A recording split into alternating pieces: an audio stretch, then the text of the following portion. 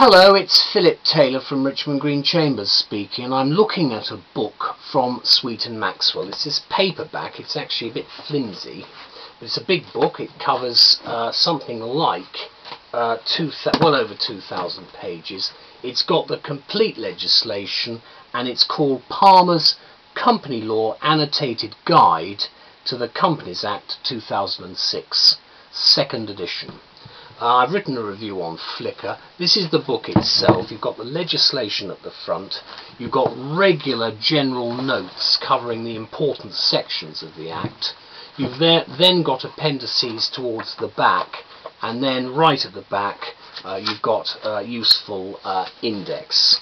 And obviously indexes are very important, as I'm sure you will all know, when you come to deal with looking at legislation of this nature.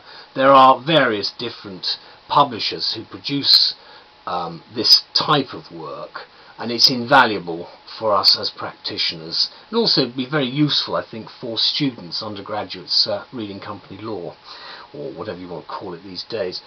Now, the title of the review we've given, I've written this with my wife, is Need Help with the Companies Act? Palmer guides with excellent comment, and that's exactly what he does. He's an expert in his field.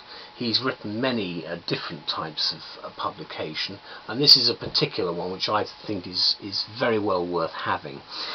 It's obviously dealing with the massive Companies Act 2006, largest piece of legislation we've ever had, now in force, and it will make all the difference, of course, to you, because it's got the commentaries which make the understanding of the statute more accessible.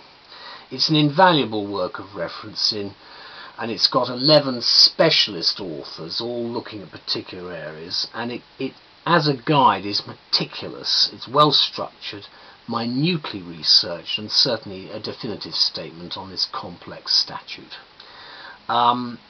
It's got 6 appendices right at the back. The only concern I have is if you open it up a lot, the book might fall apart, because obviously it's not a hardback.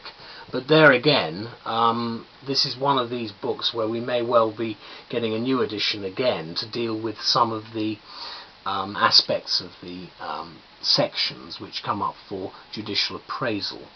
If you're concerned, therefore, with keeping up to date, this is the sort of book that you need. As I've explained, Palmer analyses each and every section within the Act, and that's all 47 parts of it, and therefore if you seek an explanation, you're going to get something from him, which I think will be helpful, because obviously it's codified modern company law and its application within the terms of the statute, and Palmer therefore is your problem solver. Let's take an example. If you're looking for insights into recent cases, for instance, Palmer provides an up-to-date commentary encompassing amendments to the Act. That includes new legislation and developments throughout its implementation, and notably the implementation of the Shareholders' Rights Directive, which is a particular highlight. Each section of the Act, of course, is produced. I'm not going to show it, but it's there.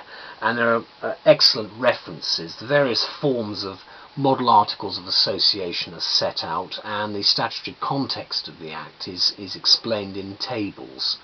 It is formidable.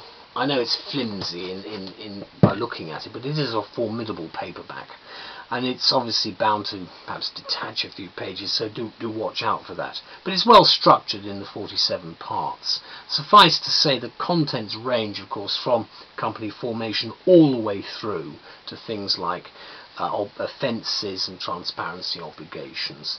There are the 6 appendices which I've indicated, which cover the last 400 pages towards the back, and they deal with due diligence and so forth, and a whole range of quite detailed points. So in summary, our view is that no commercial practitioner or academic should really be out without this weight of authority. It's thorough, it's reliable, and as the latest edition, it's obviously the most up-to-date that we're going to get. What I do think is important are, and I'm not going to show it here, but there are general notes for each of the main issues, and I do feel on every page you've effectively got a general note, and that is its its most invaluable thing for someone like myself. So thank you to Norman Palmer, and thank you to Sweet and Maxwell. Bye bye.